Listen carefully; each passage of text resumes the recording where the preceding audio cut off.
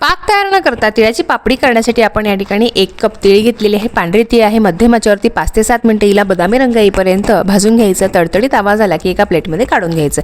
त्याच कढईमध्ये आपण आता जी साखर घेतलेली आहे पाऊण कप, ती साखर व्यवस्थित मंद आचेवरती आपल्याला वितळवून घ्यायची आहे। छान अशी 5 ते 7 मिनिटे एकसारखं हलवत तिला वितळून झालं की नंतर यामध्ये जी आपण तीळ भाजली ती घालायची। सगळं मिश्रण छान एकत्रित करायचं।